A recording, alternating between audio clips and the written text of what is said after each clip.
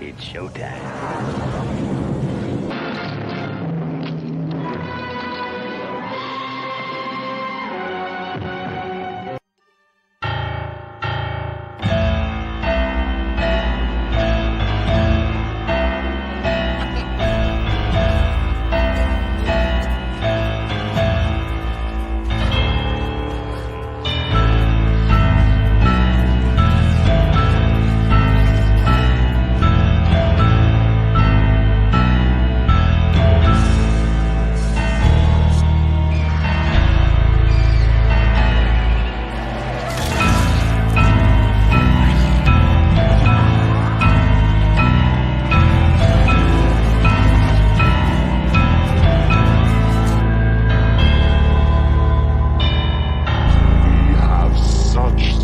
To show you.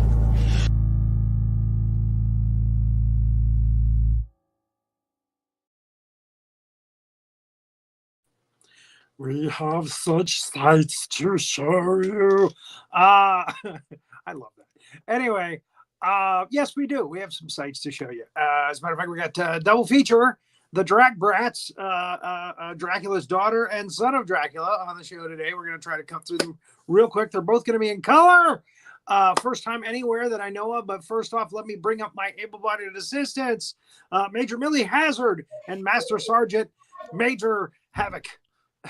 It's a mouthful, that one. There's a lot to say, you know, but he's got a lot of Peter Piper, man. You gotta be on top of your toes when you guys bring you up.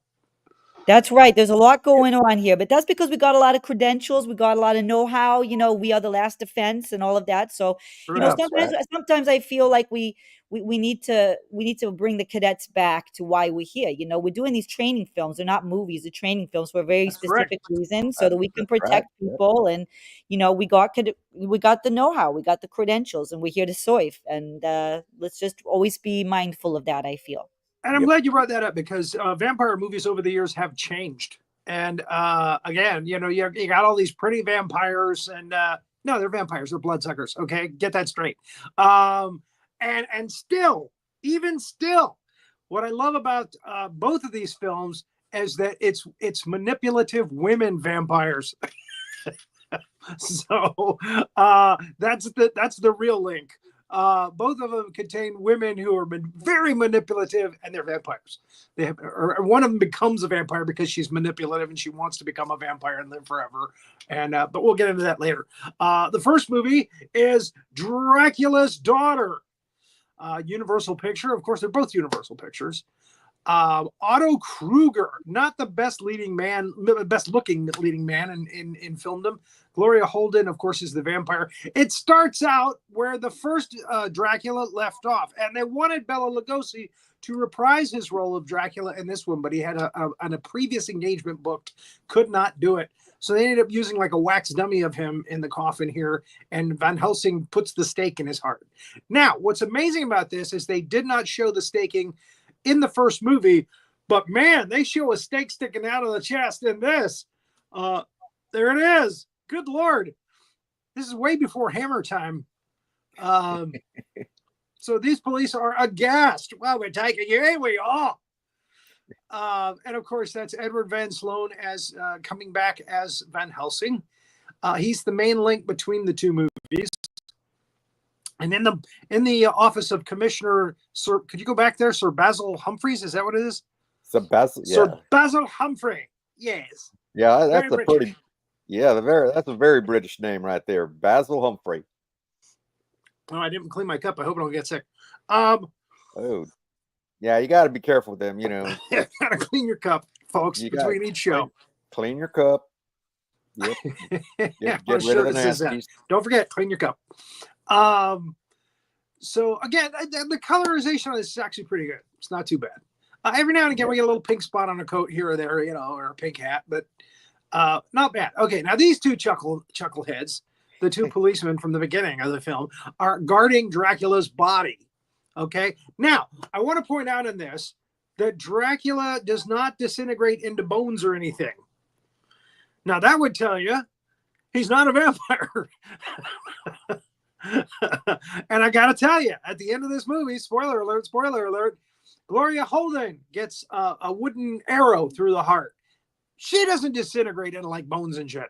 So, by the way, this is not for kids, folks. This is an adult show with adult language and adult humor, and in some cases, it gets pretty gory and graphic. Not necessarily so much in this one, although we just did see a steak sticking out of a dummy's heart. Yes. There you go. There it is. Here's our. But here's our disclaimer. Yep. Yeah, I like that. So the guy is like, I don't want to go in there and look at your body. You go in there. And the other guy goes in there and he sees this. Looks like they got a woodchuck problem or a gopher problem, like in that Caddyshack. He's making his way towards Dracula's coffin there under the ground. The guy's like, well, I'm going. I'm leaving. I'm going to leave you alone here. All right. So he leaves the guy alone, and a mysterious woman comes in with a veil across her face, and she's got a ring, and it's a very shiny, glowing, hypnotic ring. Ooh. And that's her thing. This vampiress, the Countess Maria Zaleska. Now, you would think her name would be Countess Maria Dracula, because she's supposed to be Dracula's daughter. But anyway. We need to bring back, you said vampiress, and then you said like the Countess. And I'm really a big proponent of bringing back S at the end of like whatever, the female is doing. Like dictatress, like if I were a dictator, I would like to be called dictatress. Or like a tyrant, I'd like to be a tyress. Something like that. We have a dictatress that just released a book recently, didn't we? I'm sorry, I shouldn't have gone there. You shouldn't have gone there, General. You're feeling your oats because you didn't wash your mug, and so you can become right to your brain. From a model who does nude modeling to a dictatress. It's very easy. That's right. Yep. Yeah. So anyway, she hypnotizes the guy, and you know what? I'm not sure if he's dead, but I like to think that he is. Because he just falls over when the other guy comes in and goes, hey, what are you doing sleeping on the job? He just falls over. And Dracula's body's gone. Yep. Dracula's body's gone. Hey, guys, what's up? Who's that? Pan. Oh, Pan. Is that Pan? Welcome, Pan. Play your little flute pipe, Pan. Sorry. So here we see finally Gloria Holden. We get to see her face, and she's burning Dracula's body. So if you read Anne Rice novels, vampires usually when they're ready to go, when they're ready to die, they usually burn themselves. So he's been staked to the heart. Later in movies, if you pull the stake out, the vampire comes back. So obviously that was not the case here. Back in this time. And here's a really weird thing. She picks up a cross and throws it on the fire. She's able to pick up a cross. So I'm not 100% sure she's a real vampire. I think she thinks she is.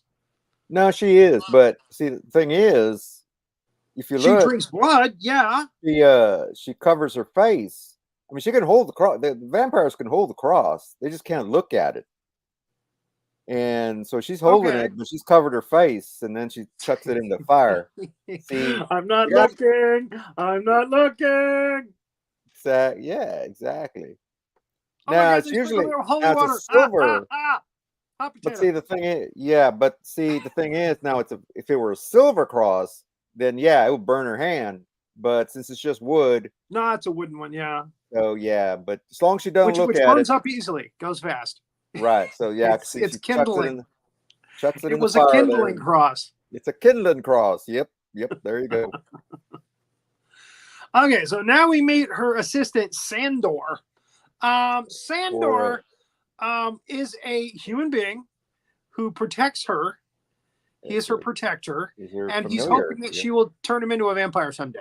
Now, the reason this is important, you have a great show, Pan. Thanks for stopping in and saying hi. Yep. The reason it's interesting is because have you ever seen the show What They Do in the Shadows? It's all the main character really is the guy that protects them. And he's always hoping that they're going to turn him into a vampire someday and give him ultimate power and all that, and he can live forever. And they just string him along.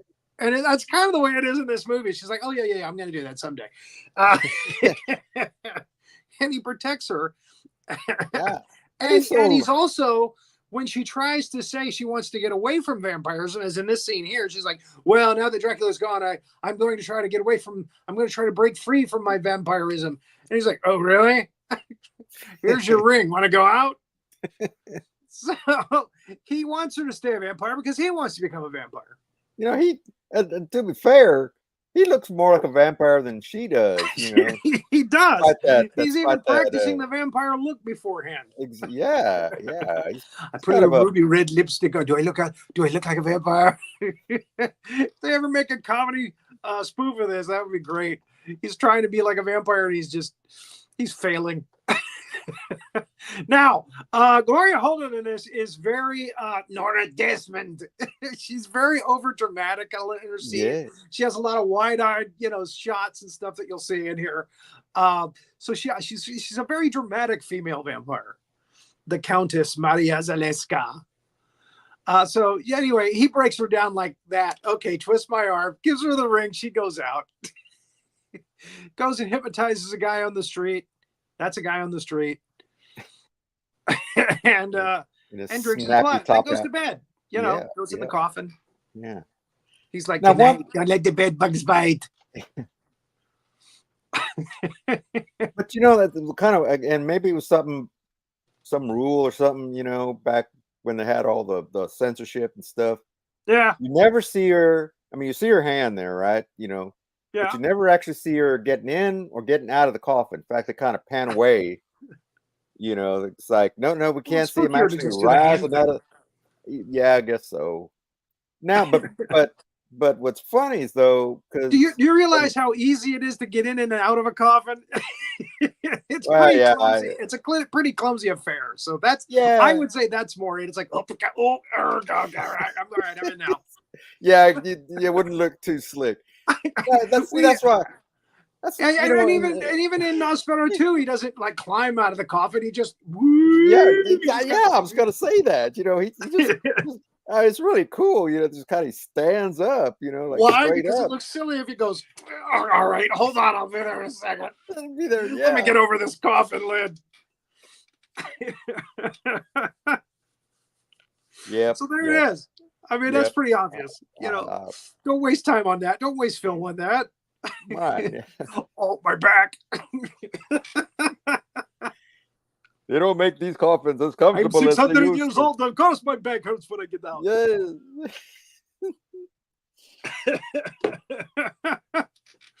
All right. So she goes to bed.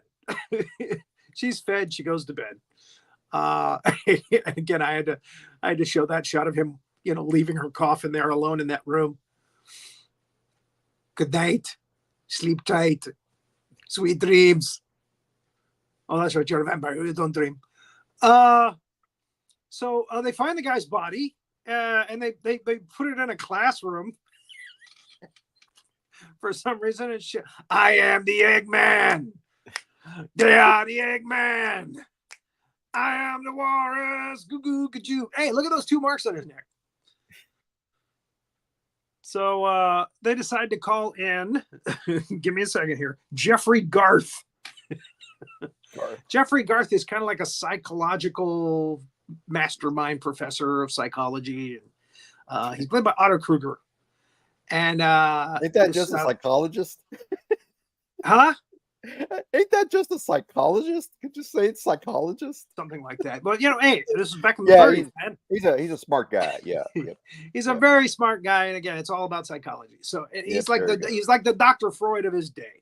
So there you go. His secretary comes blazing in a cool ass car. Hey, come on! I like her. She's my favorite character in this whole movie. Is this lady right here? She's a goofball, isn't she? She's just cool. She's delightful.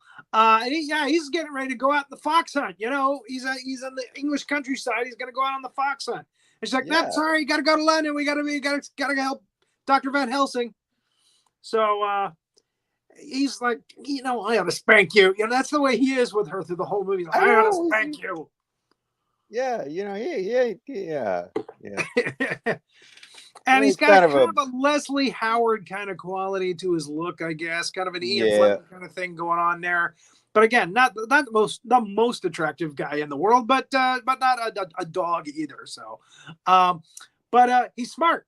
And here he is talking to Dr. Van Helsing. Van Helsing says, "Yeah, I staked him in the heart. He was a vampire. That's not going to sit well with the court. But I'll do what I can to help you." So he goes to a big fancy party that night, and believe it or not, the lady that's the head of this party, her name is Lady Esma Hammond. She is played by an actual socialite gossip columnist. Hedda Hopper plays her in this, and she has a painting, and he goes, "That's a magnificent painting." She goes, "Oh yes, the artist is coming. She's on her way." And then Gloria Holden shows up as Countess Maria. And there she is, all Norma Desmonding. Just swooping in. Yep. Max, where is Max? Here I am. I'm Sandor now. She tried to Sandor in for Max. He arrowed her through the heart. Anyway, so Garth is enchanted with her, and she sees him as a psychological way to get away from the vampirism. He said through hypnosis and through treatment, I could probably help somebody with just about any problem that they have, mental problem that they have, and she's enchanted. She wants to stop being a vampire. So he's made another date to go to have her come to his house, I believe, and he has problems putting on his tie. So his assistant, Janet, played by Marguerite Churchill. There we go. She helps him put his tie on, and it shows that she cares about him and he cares about her, I guess. But this other woman has come into their orbit. So, he goes to her house. So, or no. Yes, he goes to her house. Yeah, he goes to Sandor's there. Yeah, Sandor's there. So Sandor comes in and says, "You have a phone call," and it's Janet yanking around. Crank calling him. She's crank calling him. You really need to come to the zoo. You have a very sick gorilla who needs your help. And he's not happy about it. I kept waiting for him to say, "Damn it, Janet, stop calling me. I really want to spank you." So he goes back to Zaleska. They chat more about her problem, and she says, "Well, I really need your help." And he's like, "Well, I'm willing to listen to the case and to the problem, and we'll see what we can do for you." And then Sandor comes in again. "You got another phone call." "Damn it, Janet." He goes to the phone and says, "If you keep calling here, I swear to God." And it turns out to really be a call. And this guy is like, "Call Central Casting and find a waffling socialite." Yeah. There he is. So, that makes him look bad. So he goes, "Look, I gotta go. I'm sorry, but we'll talk about this again. You can come to my place tomorrow." So she's like, "Damn it, I'm gonna have to go out and find some blood again. I gotta live another night with this curse." So Xandor, of course, is ready with the ring. And she goes, No, you go out, Xandor. I'm going to stay here. And so Xandor goes, and he goes, "Well, can I find you a model for your painting?" So, he finds this little girl. She's about ready to kill herself. She's about ready to jump off the bridge. Xandor comes in looking like the Shadow.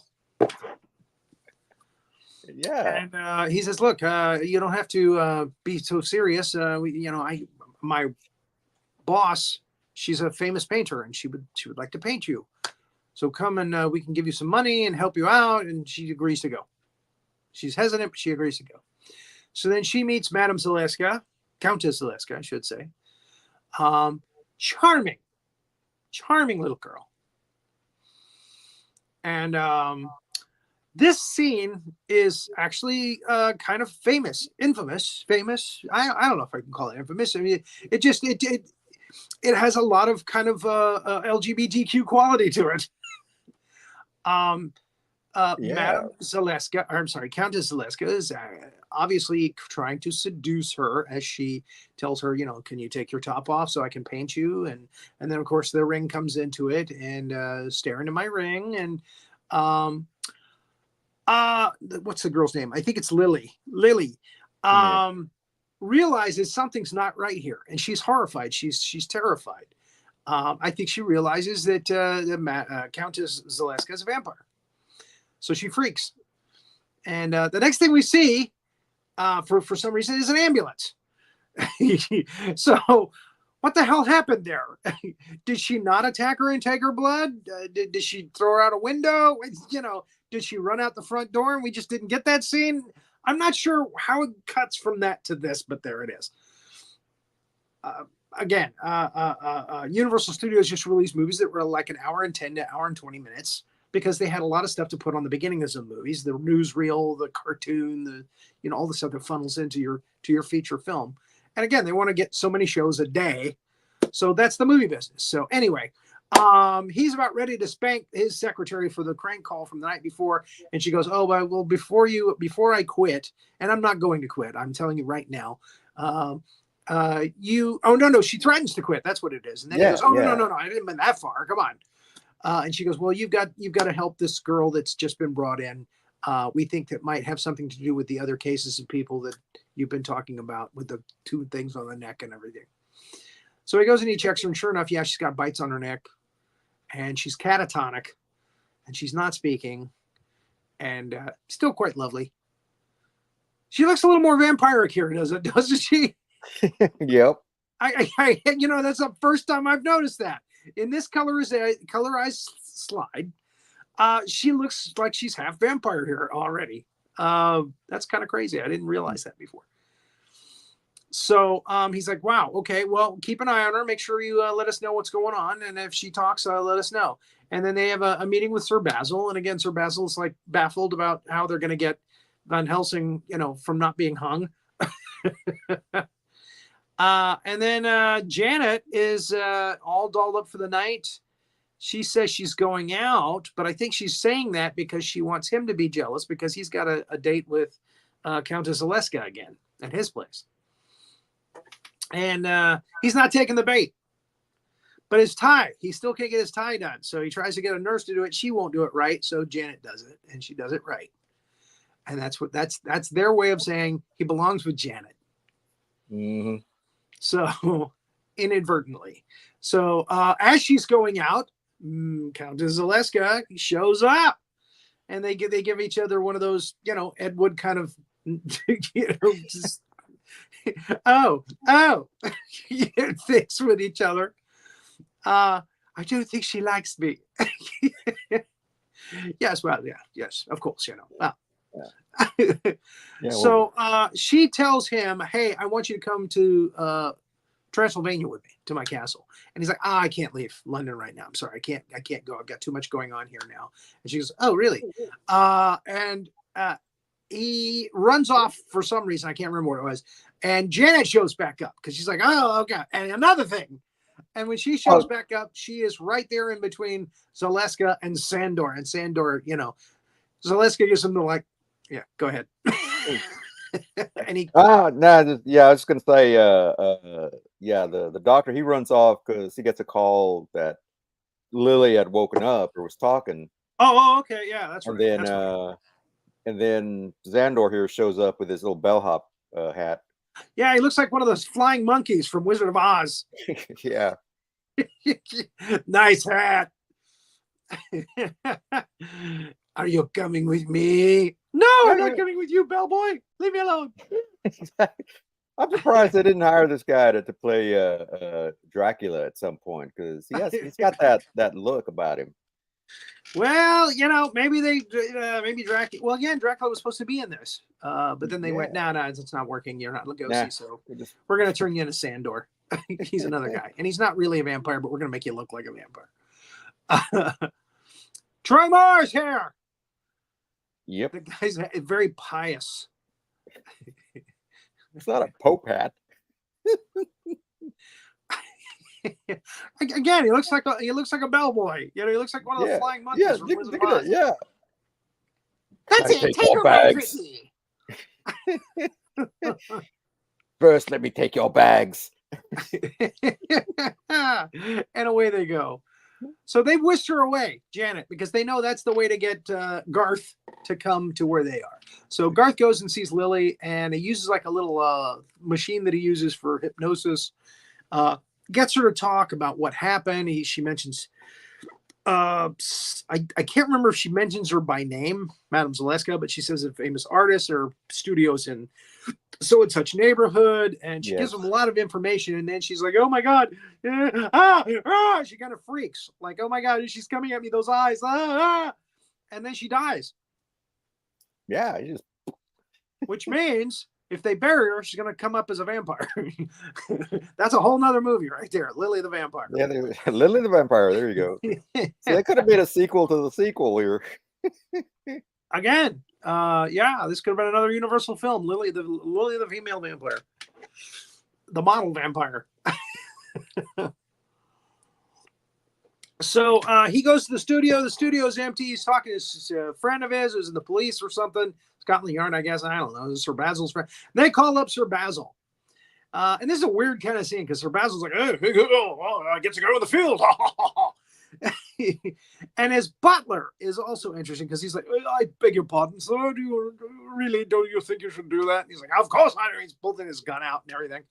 And the butler is, give me 1 second here. His name is Hobbs in this, is Edgar Norton. Not Ed Norton, but Edgar Norton. And 4 years later, he was in The Son of Frankenstein.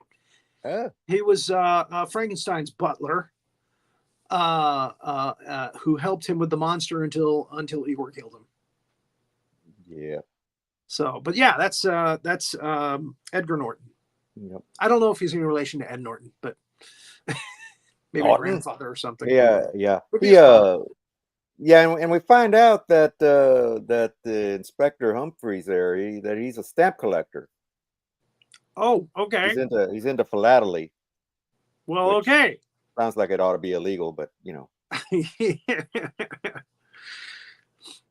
As far as, they tell you how much those stamps are and how much you really get for them. Yeah, they should just make it illegal.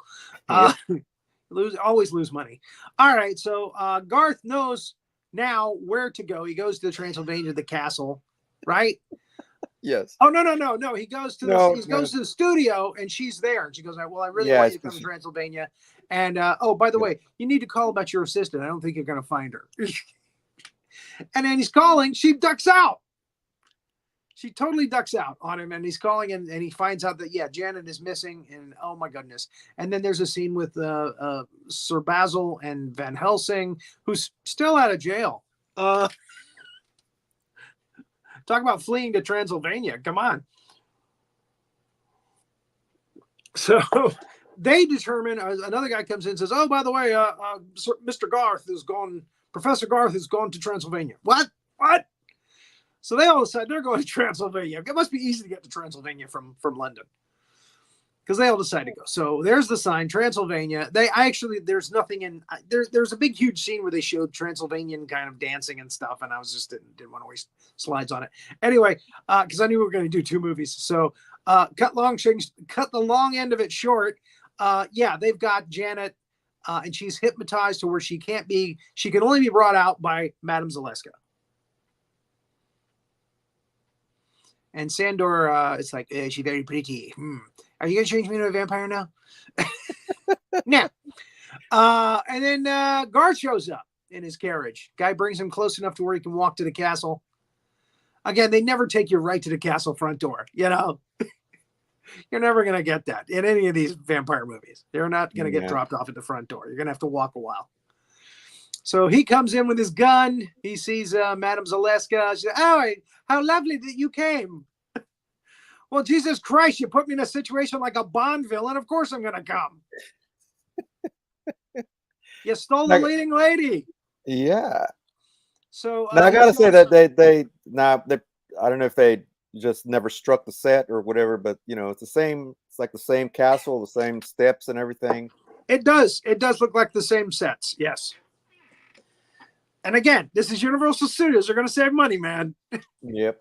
You got to make this stuff cheaply. And sure, Well, and again, at the beginning of the film, we start with the, what was it, Downtown Abbey Castle that Dracula bought in London. You know, we start with those sets. So, you know, that's those sets.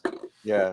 Carfax. Yeah. But yeah, you're right. You're absolutely right. These were sets that were used probably in Dracula. Change a curtain here and there, you know, there it is. So, okay, so she's told, or she tells him that the only way that you can bring her out, Janet, is if you do what I tell you to do, and that's help me to get rid of my vampirism. And Sandor is really pissed about this because he hasn't been turned into a vampire yet. So he shoots her with a bow and arrow. Nice wooden arrow through the heart. And he tries to shoot Garth, and guess who shows up just in the nick of time? Sir Basil, a police captain, and Van Helsing. He's out of jail still. So I thought it was kind of crazy they brought Van Helsing with them. You know, because he's supposed to be on trial for murder. But anyway. So anyway, there it is. That's Hollywood for you. Yeah. When he's out on bond. Zaleska dies. What's that? Oh, he's just out on bond. we gave him an extra high bond, which he paid, so we were able to bring him to Transylvania with us. I know there's no extradition here, but we thought we'd take the chance.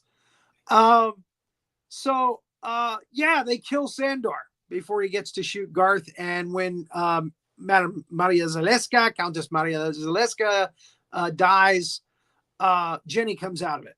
She comes out of the hypnotism, and he realizes he loves her, and they hug. And Sir Basil and Van Helsing look at Zaleska, and they're like, well, she's dead. Duh. But again, she doesn't disintegrate into a skeleton or anything. That doesn't happen until the next film. Another Universal picture called Son of Dracula. Now, by this time, it's several years later, by this time, Lon Chaney Jr. had already played the Frankenstein monster. He had already played the Mummy, I think, a couple times probably. And now it was time for him to do Dracula. So they decided, okay, we're going to let you do Dracula too. You're going to do all the main monster characters. So they wanted him to be like his dad. They wanted him to be the monster guy from Universal Studios. So it starts out at a train station, and there is a Count Alucard that's supposed to show up in Springfield. I can't remember where this is. It's in the middle of nowhere, I think. It's just kind of a strange place. But anyway, the town doctor who is there with them, just because he likes the family, takes a look at the crest of Alucard. And he's just kind of like, that strikes me as familiar for some reason. So something about that.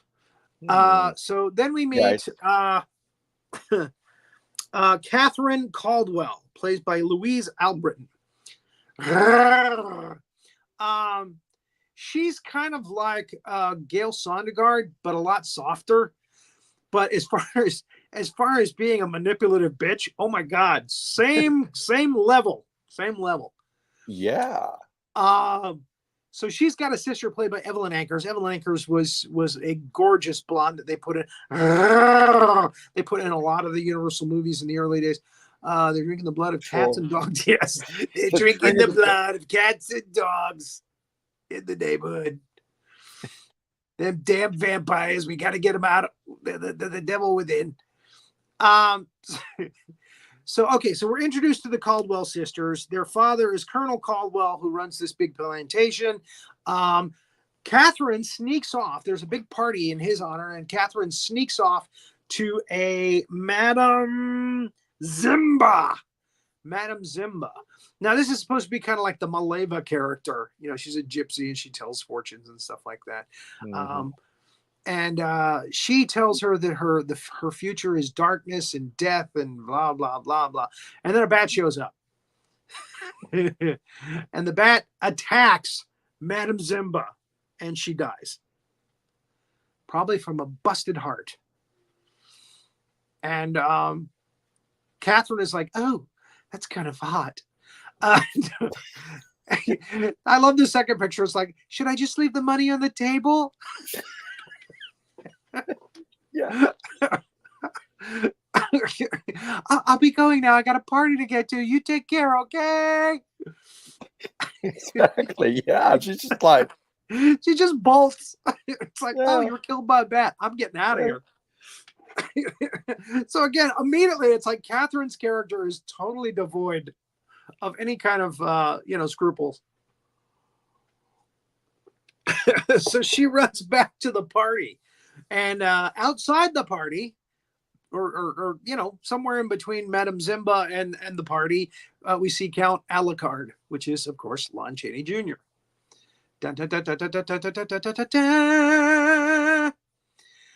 This is a serious ass party, man. They got a bass player.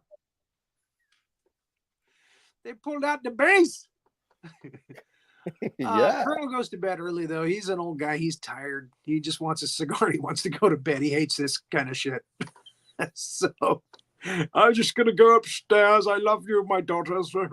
Yes, you know. Do I have his name here? I do not. I can't. I used the one name I didn't write down.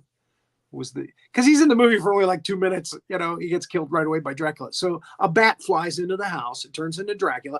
I believe this is the first vampire movie where we actually see him turn into a bat and the bat turn into him. Yeah, I think so. Yeah, I think it is. It's pretty they cool do a animation, lot with Carradine and with Abbott and Costello, but I think it's the first one they did that. There's a lot of firsts in here, I think, that they did with Dracula. They kind of set the mood for the next couple of films. He turns into mist in a couple of places, and she does it too when she becomes a vampire. Catherine, she's learned that trick real quick. And he's able to go like under doors as a mist and come in. You smell that? I think that's Dracula.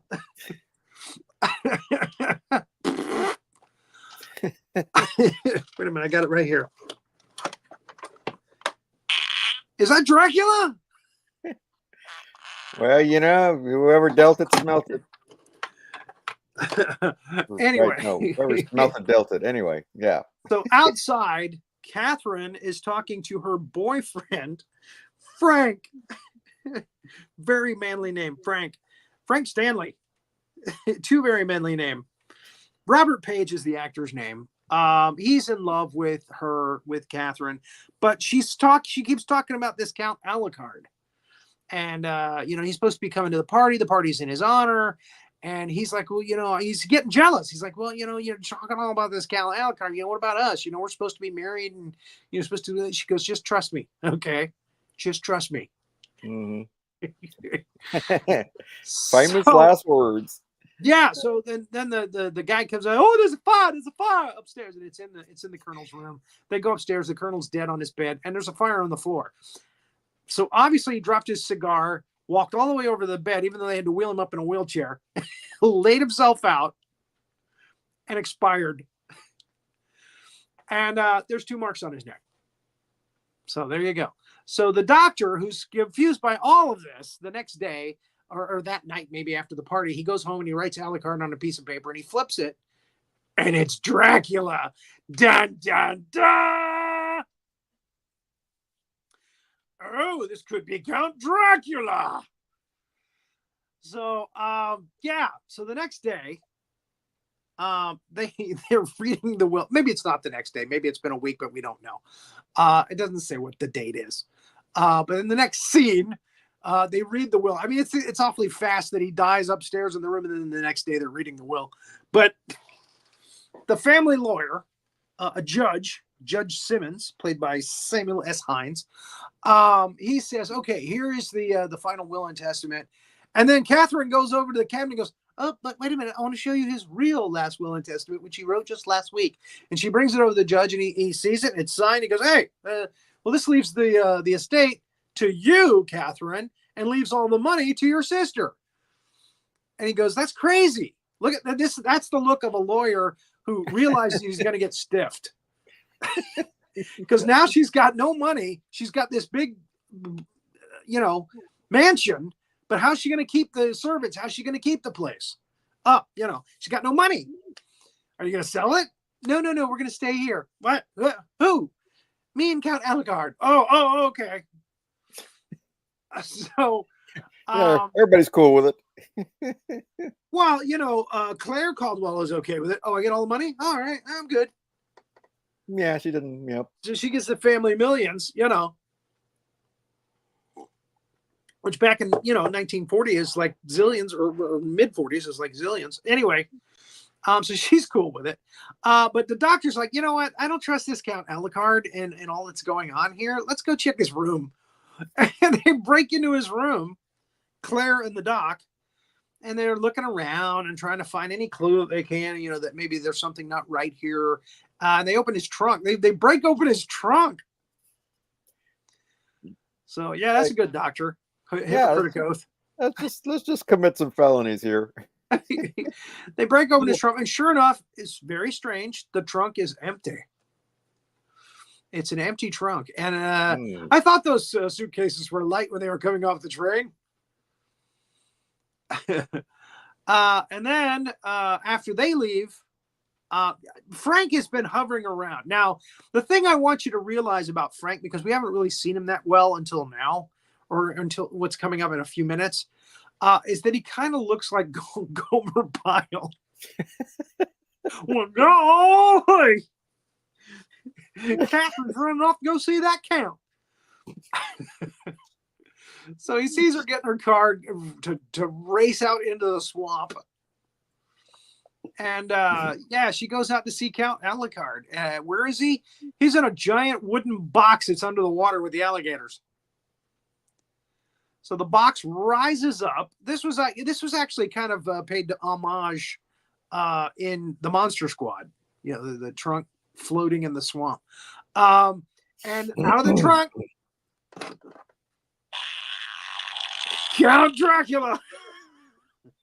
He's on his way out. Oh, that's so sexy.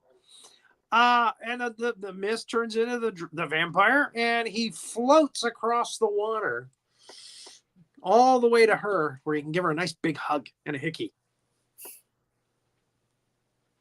So there they are. And then they race off to her car. And again, how they get that far to the car that quickly is kind of amazing.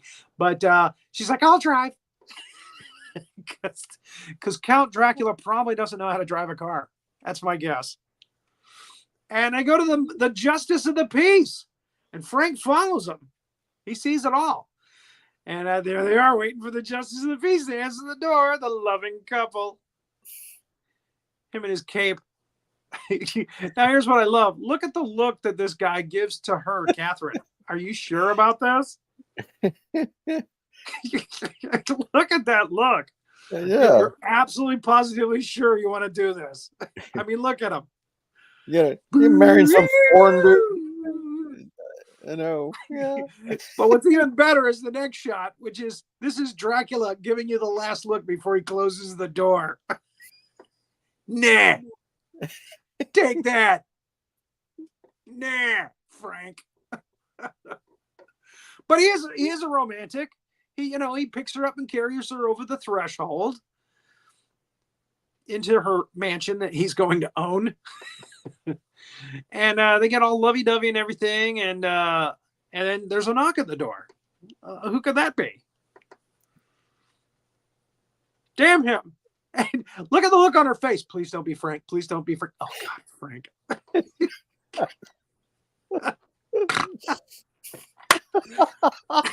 Tell me I'm wrong. Go back. Tell me I'm wrong. That's right, yeah. Oh, God, it's Frank. Well, I know you're with that Count Dracula feller.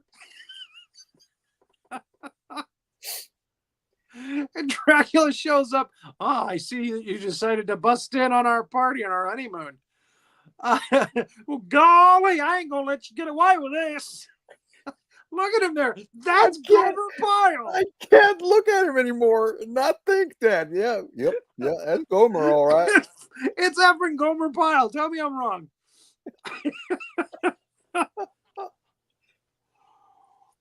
Wait, you ain't Sergeant Carter. Being the charming host that he is, Dracula throttles him and throws him across the mansion. Oh, yeah?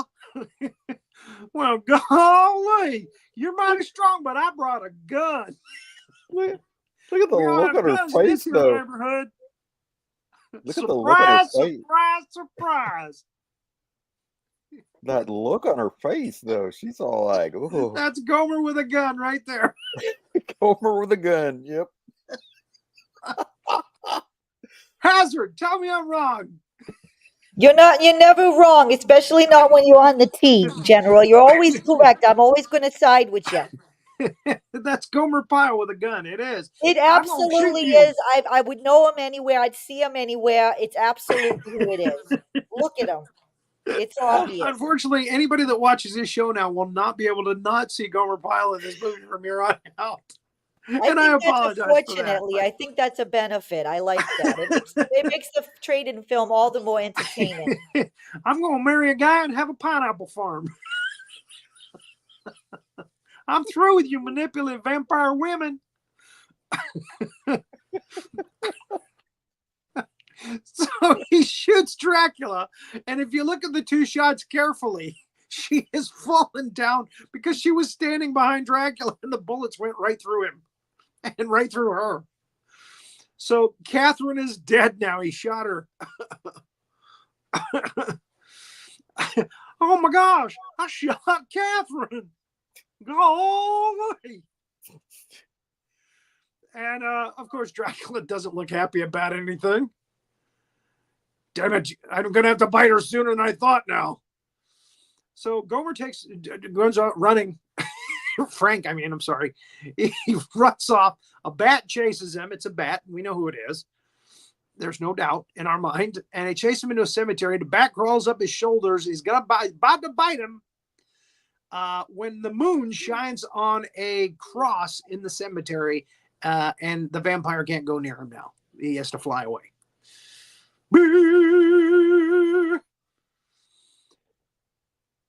So again, this is very Hammer Films kind of stuff here, but this is way before Hammer Films. So you can see that Hammer Films kind of took some maybe some ideas from this film. Major Millie makes me warm when things get chilling. That's right. I appreciate that, Cadet Moore. I appreciate that. But, I'm all professionalism. You're a cadet and, I seen you and all that. So we can't go any farther, even if we want to. Oh, he was doing it in a Gomer voice, too. So, yeah, he can't bite him. Damn it. He's pissed off now. Now, we go back to the doctor's house, and he's reading up on Dracula. Look at that. So he's a smart guy, and he decides, he doesn't decide to do that yet. Actually, Frank, I killed my girlfriend. Come on in, Gomer. See, the doc looks like somebody off of not Green Acres. What's the other one? Well, kind of Green Acres too. Petticoat Junction. Oh. But this guy looks like Gomer. So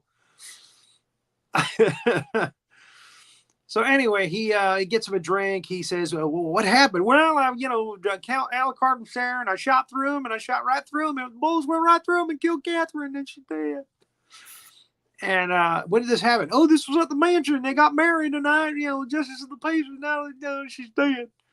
All right. Well, you sleep right here, and I'll come back for you. And at this time, as he's going out to the mansion, Dracula is putting Catherine in her coffin. He's put a little dirt in there. Dracula with a shovel. You gotta love that. Damn it. This guy's going in my house. He didn't ask me. He's going upstairs, damn it. So yeah, he goes upstairs. He's like, oh, honeymoon. Nothing happening here. Okay. Walks out. Come on, that's got to be what's going through his head. They're supposed to be having a honeymoon. They're not bumpity on the bed. Come on. What are they, down in the basement? He goes down the basement. Big boxes of dirt down there. And I'm not sure what the hell the chicken feathers are there for, but there it is. Maybe Dracula, had a chicken dinner. But Dracula comes in. It's like, oh, can you please tell me what the hell you're doing in my basement? Something like that. Said, oh, well, I was looking for Catherine, you see. Frank came to me and he said that he shot her and he killed her. And then he takes her into the room, or he takes the doc into the room, and there's Catherine in the bed. Now look at her. If you see that, are you not going to fucking run the other way immediately? Yeah. She looks like a wild animal that's out of the cage. Yes, I'm fine. I'm doing just fine. I'm lovely. Thank you. My lovely husband is taking good care of me. Something of that nature. But again, look at her. She looks like Lily Munster, for crying out loud. I'm getting the hell out of here. Ooh, your veins are pulsing. Now, this is Count Dracula telling him, look, you're a trespasser. Anybody that comes in here is a trespasser. That's the way it's going to be from here on out.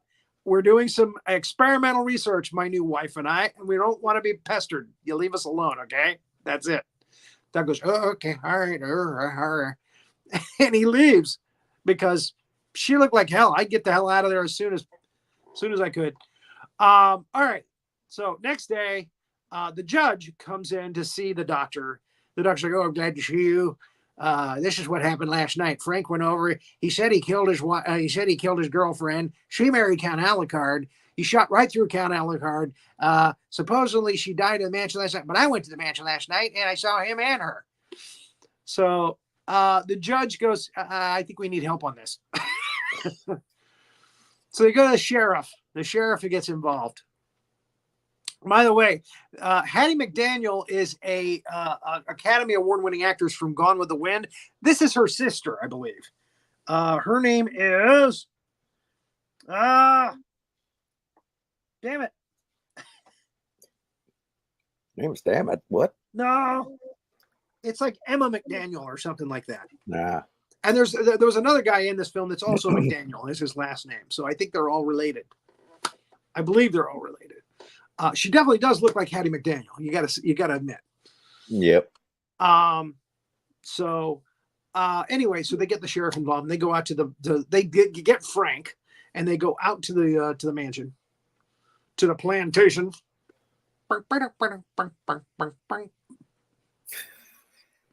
Welcome to Alucard Cotton Farm. Alucard tobacco. It's as smooth as silk and blood. Well, golly, what's going on here? There's nobody here. Catherine, are you alive? So nobody's calling. Nobody's coming out. Why? Because there are vampires in there in their coffin somewhere. So the doc goes back upstairs to the bedroom, and of course they're not there. You know. They didn't stay in for a late breakfast. And he goes down into the basement and the boxes are gone from down in the basement. So somebody's cleaned up. Frank is mystified that there's nobody there. Well, yeah, where's your body? And they go outside to the little graveyard next to the house. And this is where Frank says he was attacked by a bat when he was running. They're okay, all right. And the sheriff wanders over to the family crypt, opens the gate, and he finds Catherine's body in the crypt. Yep, there she is. Found her. So, yeah. Well, here she is right here. She looks dead. No heartbeat. So now Frank is convicted of murder because they say he killed her. I'm guessing if the coroner was to inspect the body, he'd find bullet holes. So the doctor comes back home and he had talked to a guy on the phone. I guess we blazed through that part of the timeline. The doctor is from Transylvania. And when he heard him say Alucard, and Alucard backwards is Dracula, he decided to get involved because all Transylvanians are all about the vampires and they want to stop the vampires. So he is Professor Laszlo, played by J. Edward Bromberg. Now, I guess Van Helsing wasn't available. I think Edward Van Sloan probably passed before this movie was made. Oh, yeah. So they had to find a substitute. Yep. A Van Helsing substitute. It seems to me like I remember hearing that Edward Van Sloan passed away shortly after doing the Dracula films. Mm. And Frankenstein. He was in Frankenstein too as the professor. Yeah. Right. So he was able to get those 3 films knocked out, but shortly thereafter he passed. Oh. So I think, I'm not sure about that. Don't quote me on that. Could have been a bad, agent deal or something. I don't know. But here we got a substitute Van Helsing, Dr. What did I just say earlier? Laszlo. Dr. Laszlo. Okay, so yeah. Laszlo and him are talking about vampires and Dracula and all that, and so the door. Why didn't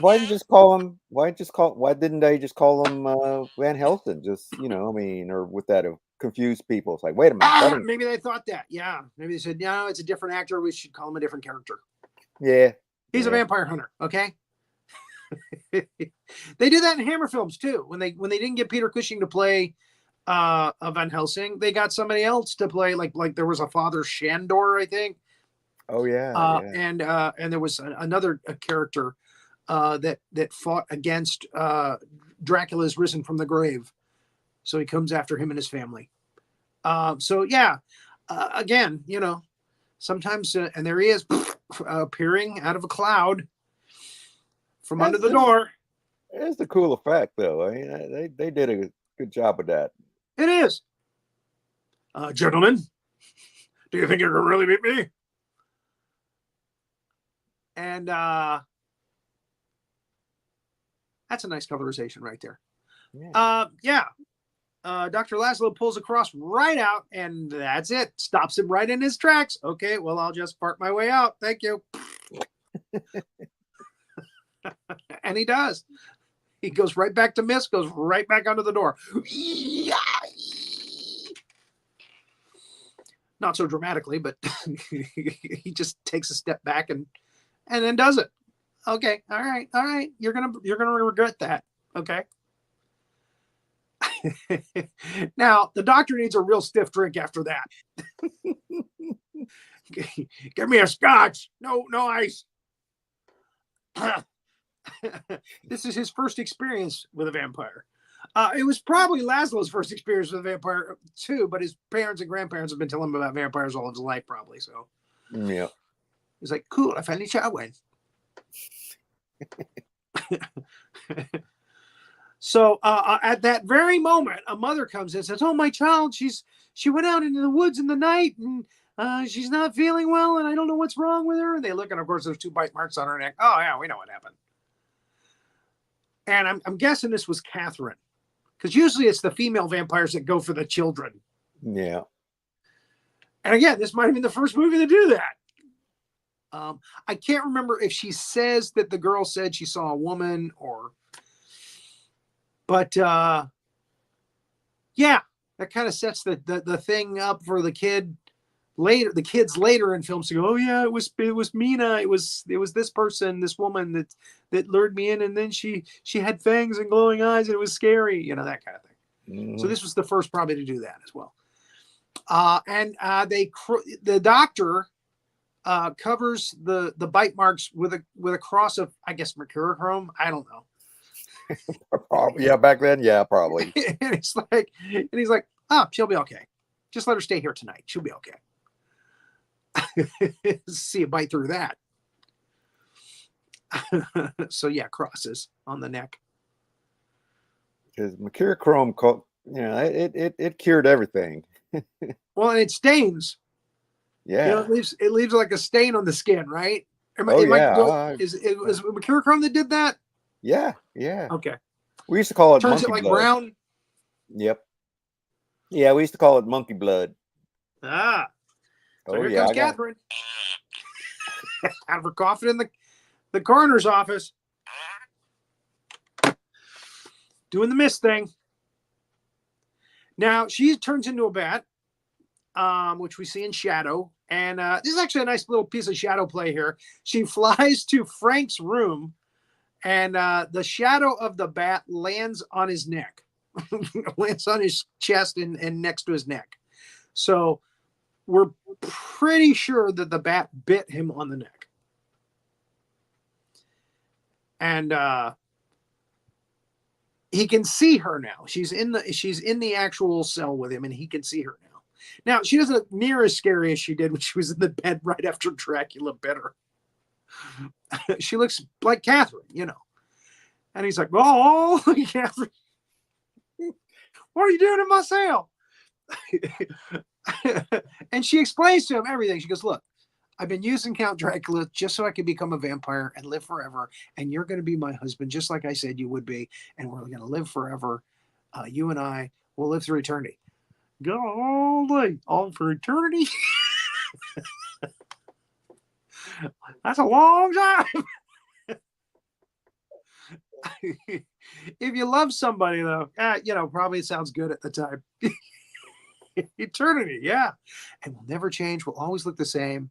And we'll always have the same sex drive. And so, okay, I threw that part in. So now he's talking to himself in his cell, and Evelyn Anchor's character, the sister, Claire Caldwell, shows up because they want to try to get some information out of Frank about how and why he killed Catherine. So Catherine's like, "Oh, they're coming. They're going to talk to you. My sister's coming. She's going to talk to you." Batman farts like fluttering wings.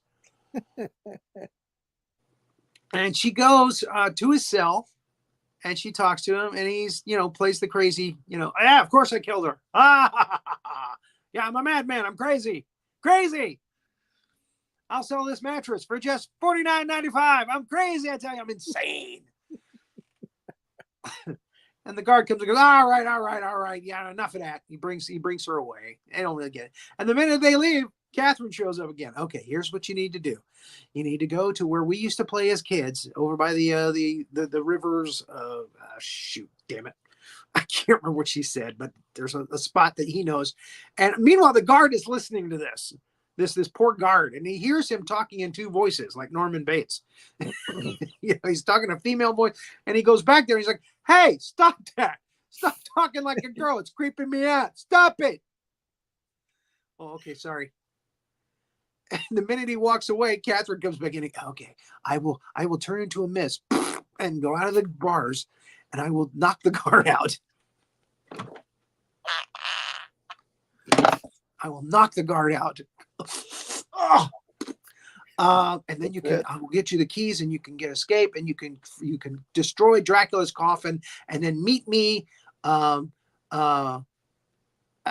There was a place that they used to hang out in the mansion too, and that's where her coffin is. So she says, "Meet me there, and I'll turn you into a vampire, and we'll spend the rest of eternity together." So all of that happens. She goes through the bars. She knocks out the guard. They're like, "Hey, what happened?" "Oh, I don't know. I turned my back. He was talking to himself like a girl, and then somebody hit me from behind." They go, and he also says the part about the girl said he should go to the where the runoff is. That's where it was. The runoff is. And then the doctor goes, "Hey, I know where that is." So they all head out that way, and Frank's already there. He's like, "Oh, well, I'm going to surprise for you, Dracula." And he sets his coffin on fire because now Dracula has no place to sleep because he's got the earth from his home country's in there. That's the only place he can sleep. So he, you know, I smell general flatulator. So yeah, he flips out. Dracula's like, put it out. And he's going to kill Frank, who's the only guy that can put the fire out. And then the sun comes up. So I believe this is the first movie in the vampire series from Universal where the vampire actually disintegrates in the sunlight when the sun hits him. He disintegrates into bones. So maybe in Daughter of Dracula, if they pulled her out into the sunlight,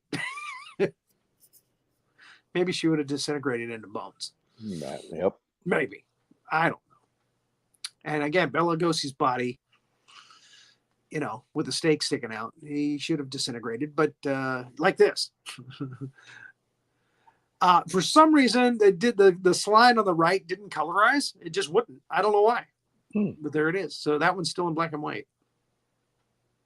And you can see that this one on the left didn't really colorize all the way. His hand still looks a little gray. Just his fingers and the vampire's ring, the crest of Dracula. So yeah, Dracula's out of the picture now. So Frank goes back to the mansion. He goes to see his beloved. Excuse me. Oh, my goodness. And yeah, that's all that bacteria in your cup there. Is that what it is? Yep. So they show up in pink suits. It's talking of colorization. They show up, the sheriff and the doctor and Laszlo. And just as he gets to her coffin, they get to the runoff area, which is not far from the mansion where Dracula's coffin is destroyed. And he's looking at her and very lovingly. And they cut back to the guys. Hey, what happened here? Oh, yeah. Somehow I skipped a slide or two. Anyway, they see Dracula dead. The skeleton hand. Is that Dracula? And then they go to the mansion, and he's set Catherine on fire. I'm sorry, guys, but that's a long time forever. I mean, I like her and everything, but wow, I don't want to drink people's blood. So he sets her on fire. A lot of women probably didn't like the ending of this film. My guess. So he's going to go to jail and hang. Happy ending. But he thinks he did the right thing. And the dawn of a new day. A Universal picture. Okay, so there it is. The Drac Brats. Dracula's daughter and son of Dracula. He's not really the son of Dracula. He's Dracula, but you know, what the hell else are they going to call it? House of Dracula? Yeah. You know what? We should have called that film House of Dracula. We'll use that later. Now, the only thing though is why didn't he use a accent? Like, you know, he just talked like a normal guy. In the movie. Well, in the movie. Not my interpretation, but yeah, in the movie. You know, I don't think many of them did. I think both the daughters talked with a regular accent. No, I meant Alucard or Dracula. You know what? Oh, yeah. You know, he could have done I thought you were talking about the Caldwell family. I think the colonel did, but the girls were like, you know, I guess they were educated somewhere else. Yep. Yeah, you know, I mean, if he's supposed to be Dracula, because he's Lon Chaney. Oh, okay. Damn it. And not Junior anymore. Damn it. Again, yeah, I don't think it would have worked if he had tried to speak with a Hungarian accent. He may have tried. They're like, you know what? Just talk regular. Yeah, just use your regular voice. It's okay. Yeah, you're fine. You're fine. Can you do a little bit of a British accent? No, okay, never mind. Lon, go ahead. Whatever. That's my guess. This is the man that would get drunk, and you'd have to get what you needed to get out of him before 3 p.m. in the afternoon. So. And luckily, he didn't have to stay in the makeup chair too long for Son of Dracula. Not 3 or 4 hours putting on yak hair and shit. Yeah. So, and the Frankenstein makeup, he hated that even worse than Wolfman, because that was really nasty and cumbersome. So, when it came time to do Frankenstein meets the Wolfman, at first he was like, "I can do both characters," but then they said, "Well, what about the makeup? You'd have to do makeup like 8 hours, 9 hours a day." Oh, okay. Yeah. All right. He decided, not going to happen. Yep. No, that's going to cut into my drinking time. That's getting in my drinking time. So, all right. Next week, I do believe it's going to be A Nightmare on Elm Street 2, Freddy's Revenge. Yeah. Thank you, Troy. Appreciate you coming and watching live. Appreciate your commentary. And what else we got coming up? Sandy D has got a show coming up later tonight at 10 o'clock. I think she's got the magical bubble guy. Okay. I don't remember his name, but anyway. And Rory Penland will be there for fun and laughs. And next Monday at 7 o'clock, Two Guys and a Gal Talking Movies, and they'll be talking about... I think they're going to be talking about the haunted houses or ghost haunted stories, houses. That kind of stuff. Yep. Haunted houses. Okay. Yep. Ghost movies, haunted houses. Yep. All right. And very good. Tuesday, is that Roland feller going to do a show? Oh yeah, Roland Pruitt. He's going through the whole canon of the Japanese monster movies. I think he's on Varan now. So Varan. Yeah, all right. So that should be interesting. So dude, is that what you were coming in for, Hazard? I know you're a big fan. No, I was just gonna say that I noticed when you mentioned every time you mentioned Roy Penland, you said, "Oh, and Roy Penland will be there for fun and laughs," and you're very dismissive because you're very competitive with him. You're very jealous of all of his talents. I just said his name that I noticed. I just plugged his show for crying out loud. No, you didn't. You said him as an afterthought, and you were like, "Oh, and Roy Penland, like he's nothing," because you're intimidated by his prowess, And I'm just letting you know that I noticed. And I just plugged your boyfriend show too. Well, I appreciate it, but I'm just saying that you and Rory need to find some way of understanding each other. You're competing with him with impressions and all that, trying to be like him. I'm just saying. I can't do impressions because he's the impressionist. You know what I mean? Like that's kind of his thing. Yeah, he does impressions, but then again, so does Frank Caliendo, so does Matt Friend. I mean, you're taking away from him. You're trying to steal his thunder, and I'm just saying I notice. Okay, it's all right, but thank you for plugging Roland's show. That does mean a lot. I'm just trying to be entertaining for our crowd. All right, thank you very much. Okay, I won't say nothing next time. I promise. I love her to death. I do. I really do. I love her to death, no matter what. Thank you. Thank you. Likewise, I'm sure. The feeling is mutual. We love you, Major. Thank you. I love both of you. I love being at the meat in the guy sandwich that we got going here. It's beautiful. She is the meat in our guy sandwich. Yep. In our guy sandwich. There's no doubt about that. Absolutely. And Troy Moore is the condiment. That's for sure. He said, be nice to Roy. He's a genius and a pillar of the community. That's what I'm saying, Cadet Moore. I'm just saying he's a pillar of the community and we always respect him. No, I'm just saying that you got to work through in therapy, what kind of a competition you got with this guy. I think somebody else here needs some therapy. I think they're coming up with paranoid stories here. It's possible. That's not the case at all. I have no jealousy against Roland. It's possible. I'll mention it to my shrink next time I see her. Okay? Now, Sandy D, anyway, I don't want to go there. She's another pillar of the community. All right, folks. Thank you again for watching this episode, episode 153, the Drac Brats, Dracula's daughter and son of Dracula, the two phenomenal training films, and keep an eye out for those monsters, will you? This here's Master Sergeant Havoc. Thank you for watching this episode of the Big Monster Briefing Room. Now, why don't you go ahead and give us a like and subscribe to our channel and ring that notification bell next time big old giant monster comes calling. See y'all later.